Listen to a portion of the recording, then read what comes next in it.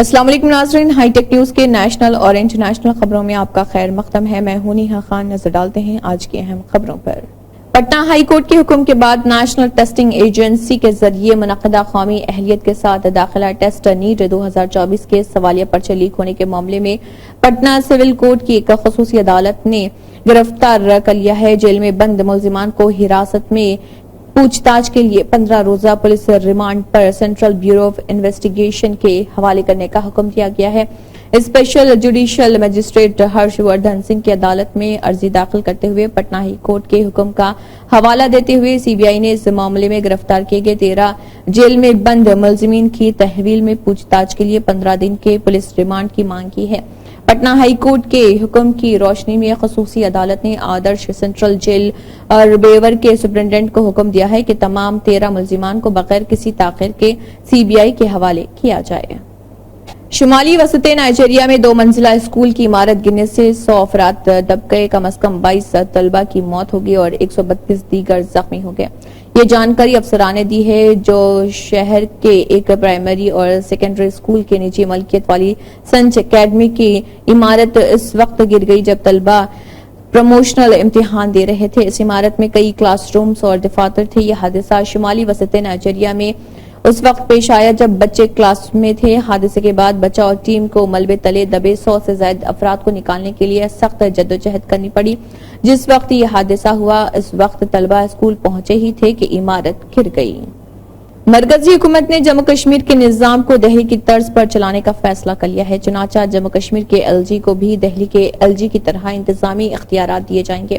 وہاں اب حکومت ایل جی کی اجازت کے بغیر ٹرانسفر پوسٹنگ نہیں کر سکے گی۔ وزارت داخلہ نے جموں کشمیر تنظیم نو ایکٹ 2019 کے سیکشن 55 کے تحت ترمیم شدہ اصولوں سے متعلق نوٹیفیکیشن جاری کر دیا ہے۔ وزارت داخلہ کی طرف سے کی گئی ترامیم کے مطابق آل انڈیا سروس افسران کے انتظامی سیکرٹریوں اور کیڈر کے عہدوں کے تبادلے سے متعلق administrative secretary general administration department کے تجاویز کو لیفٹیننٹ گورنر کو چیف سیکرٹری کے ذریعے پیش کیا جائے گا۔ نوٹیفیکیشن کے مطابق انتظامی سیکرٹریوں اور آل انڈیا سروسز کے افسران کے کیڈر کے عہدوں کی پوسٹنگ اور تبادلے سے متعلق معاملات کے سلسلے میں administrative secretary general administration department chief secretary کے ذریعے لیفٹیننٹ گورنر کو تجویز پیش کرے گا۔ ریاست کے سابق وزیر اعلیٰ بھوپندر سنگھ ہڈا نے ہریانہ میں بڑھتے جرائم کو لے کر بی جے پی حکومت کو نشانہ بنایا۔ انہوں نے کہا کہ ہریانہ ملک کی سب سے غیر محفوظ ریاست بن چکی ہے اور حکومت جرائم پر قابو پانے میں ناکام ثابت ہو رہی۔ دراصل انہوں نے اگنی ویر اسکیم کو فوری اثر سے منسوخ کرنے کی اپیل کی۔ انہوں نے کہا کہ کانگریس حکومت کے اقتدار میں آتے ہی سب سے پہلے جرائم پیشہ افراد اور بدماشوں کو ہریانہ سے کھدیڑ دیا جائے گا۔ سابق وزیر اعلیٰ ہڈا نے مزید کہا کہ بڑھتے ہوئے جرائم کی وجہ سے ریاست کے نوجوان بے روزگار ہو رہے ہیں۔ مجرمانہ واقعات کی وجہ سے ریاست میں سرمایہ کاری نہیں ہو رہی۔ کانگریس ریاست میں مہم چلائے گی اور بی جے پی ہریانہ مانگے حساب سے 15 سوالات پوچھے گی جو بدعنوانی، بے روزگاری، بڑھتے ہوئے جرائم، مہنگائی اور ترقیاتی کاموں سے متعلق ہوں گے۔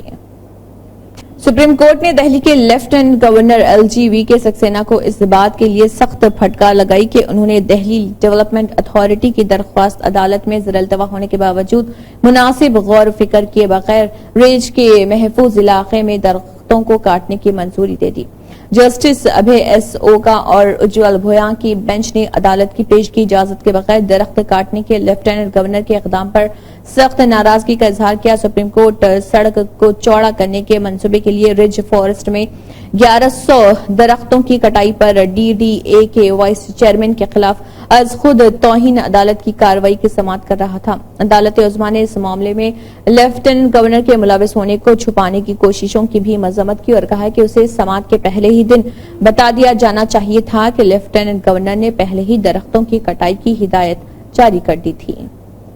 دہلی، نوئیڈا سمیت آس پاس کے کئی علاقوں میں صبح کے وقت تیز بارش ہوئی اور موسم خوشگوار ہو گیا۔ دہلی این سی آر کے لوگ کئی دنوں سے گرمی سے نبردآزما تھے لیکن ویکینڈ کا آغاز خوشگوار موسم کے ساتھ ہوا۔ بارش کے ساتھ ساتھ ٹھنڈی ہواؤں کے باعث موسم بھی نرم ہو گیا۔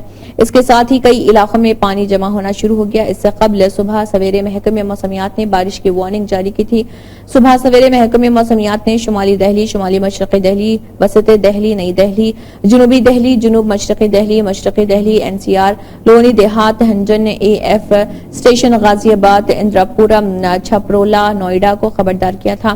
दादरी, ग्रेटर नोएडा, फरीदाबाद, बल्लभगढ़, गुनूर, सोनीपत, सोहना, पुलोल, नवा, हरियाणा, बड़ौत, बागपत, खेखड़ा, सिकंदराबाद, खर्जा, यूपी में गरज चमक के साथ हल्की से दरमियानी बारिश का इम्कान है। महकमे मौसमियात ने 18 जुलाई तक ऐसे ही मौसम की पेशगोई की है। अगले हफ्ते ज्यादा से ज्यादा दर्ज हरारत 35 से 36 डिग्री सेंटीग्रेड और कम से कम दर्ज हरारत 27 से 28 डिग्री सेंटीग्रेड के दरमियान रहेगा।